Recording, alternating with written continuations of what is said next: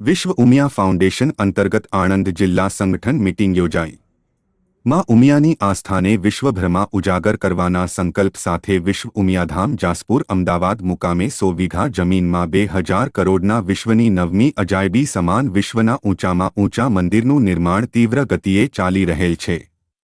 આ અંતર્ગત સંસ્થાના પ્રણેતા અને પ્રમુખ આર.પી. પટેલ દવારોમાં ભવન આણંદ ખાતે જિલ્લા તથા તાલુકાના સામાજિક સંગઠન, મહિલા સંગઠન, યુવા મહિલા સંગઠન અને 108 ટીમના તમામ હોદ્દેદારોની શુભેચ્છા મુલાકાત લેવામાં આવી।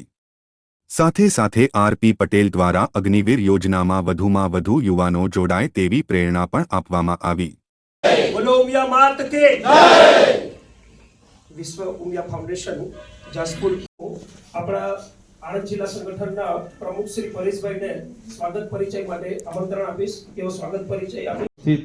આપણા સંસ્થાના ચેરમેન, માર્ગદર્શક, વડીલ અને જેમના એક એક શબ્દ માટે આપણા એ સંગઠનનું જે આણંદ જિલ્લાની અંદર જે કામ છે એ કામ વિશે આપણે સાહેબને આપણે આગળ કહેવાના છીએ।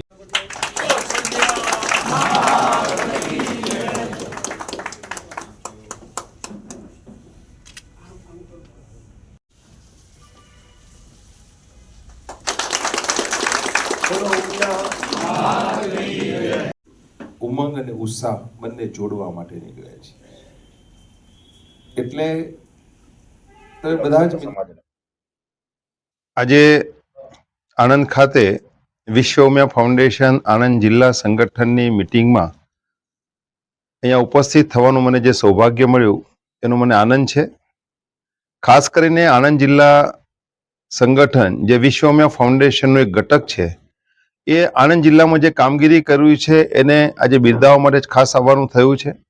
સાથે સાથે આણંદ જિલ્લા સંગઠનની અંદર ગામે ગામ વિશ્વ ઉમિયા ફાઉન્ડેશનની ટીમોની નિયુક્ત થઈ જાય અને એ ટીમો સંગઠન માટે આક્રમક રીતે કાર્ય કરે એવી એક વાત આજના મીટિંગમાં થઈ છે। ખાસ કરીને આવનાર સમયની અંદર અગ્નિવીર યોજના જે સેન્ટ્રલ ગવર્મેન્ટે મૂકી છે જે ખરેખર સમાજ માટે ઉપયોગી છે અને મને એમ લાગે છે કે વિશ્વ ઉમિયા ફાઉન્ડેશને આ ચળવળને એક સામાજિક ચળવળ તરીકે લેવી જોઈએ।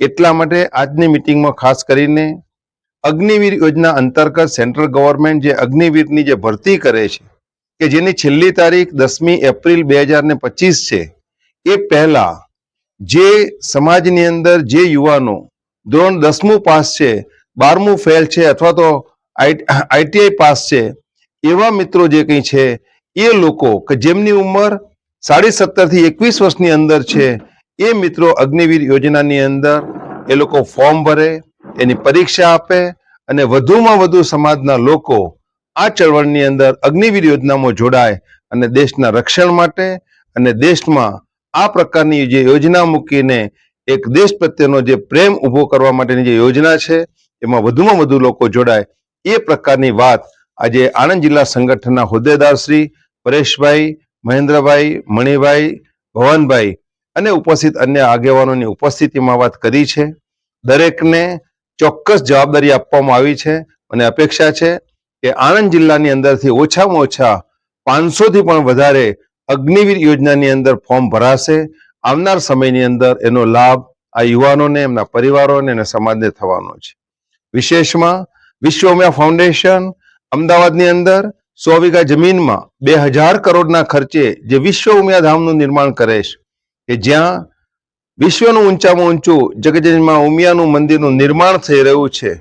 એ વિશ્વ ઉમિયા ધામ જે શિક્ષણ, આરોગ્ય, સ્પોર્ટ્સ અને રોજગાર ક્ષેત્રે સમાજનું સામાજિક સશક્તિકરણનું કેન્દ્ર બનવા જઈ રહ્યું છે। તેની અંદર સમાજના દરેક પરિવારો જોડાય તેવી વાત આજના સંગઠનની આ મીટિંગમાં થઈ છે, જેથી કરીને આણંદ પંથકના તમામ પરિવારોમાં ઉમિયાના મંદિરના નિર્માણમાં જોડાય અને એ માટે દરેક ગામ દીઠ એક ધર્મસ્તંભ લખાય એવી વાત આજની આ મીટિંગમાં કરી છે। મને વિશ્વાસ છે અમારી ટીમ ઉપર, આ ટીમે એ વાતને ઉપાડી લીધી છે અને આવનાર સમયની અંદર આણંદ જિલ્લા સંગઠનની જે ટીમ છે એ ખરેખર સમાજ માટે, દેશ માટે સારું કાર્ય કરી રહી છે અને વધુ સારું કરે એટલા માટે આજની મિટિંગમાં અહીંયા આવવાનું થયું છે. એના માટે દરેક મિત્રોને હું ખૂબ ખૂબ અભિનંદન પાઠવું છું. આભાર. Thank you.